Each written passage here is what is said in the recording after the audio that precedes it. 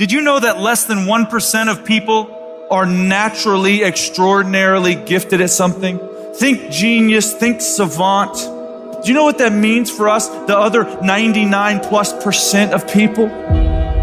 If we're going to do anything great in this life, it is going to require discipline. That's the truth. If you are going to accomplish anything extraordinary with the days on this planet, it is going to require you pushing through the discomfort and embracing the grind and disciplining yourself. If you want to live your best life, your absolutely best life, you got to do me a huge favor. You got to watch them choices you make. People make bad choices. They wake up and make another bad choice. They make another bad choice. Now they got a habit of bad choices. And they like, how did I get here? Choices. How did I get here? You trying to get to certain places, but you ain't making the choices that's going to get you there. You all in your feelings. The cause of laziness is a craving for comfort. It's wanting comfort. Ultimately, your problem is not laziness. It's the worship of comfort which produces laziness. It's that I don't want to do anything that I don't want to do. It's believing this lie that if it doesn't come completely natural to me, if it's not easy, then I shouldn't have to do it, or maybe I'm doing the wrong thing. You have to make a choice. Either you're going to resort back to your old place and remain comfortable and miss the opportunity, or you're going to have to want it bad enough to get out of your comfort zone. You can lie to yourself and then you don't need discipline. You can tell yourself everything's okay and then you don't need discipline. You can lie to yourself and say that you're winning and then you don't need discipline. But if you tell yourself the truth, if you tell yourself the truth that you know you could be better, you know you could do more, if you tell yourself the truth, you won't have to find discipline. Discipline will find you. The greatest version of you is not the I can do anything version of you.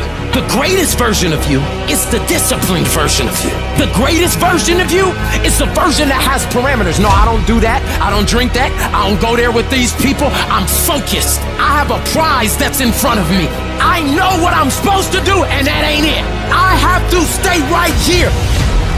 You can become godly through discipline, not easy, not just because you feel like it, that sometimes you have to honor the grind. If it don't scare me, I don't want to do it.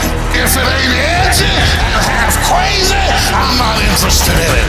But if it's something that I can't pull off by myself, and I gotta stay up at night, and I gotta pray my way through it, then I'm ready to do it. Because nothing great comes without struggle. Excellence requires discomfort. There's got to be some type of discipline attached to whatever you want deliverance in. And what I'm telling you is the battle never changes. Every day, you have to get self-control. You're gonna have to think and find creative ways to make the next move happen. Your next move is in between your ears. When your head shifts, your life is going to shift. You've got to begin to think about the things you want to materialize in your life on a regular basis and think about it repetitiously.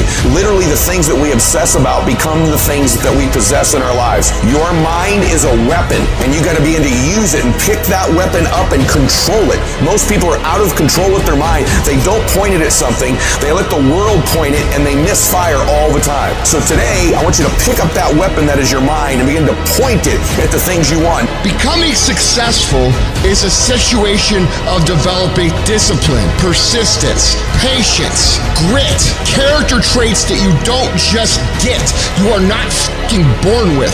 It's going to come down to you developing the ability to do the things that you don't feel like doing because you know that it's the right thing to fucking do.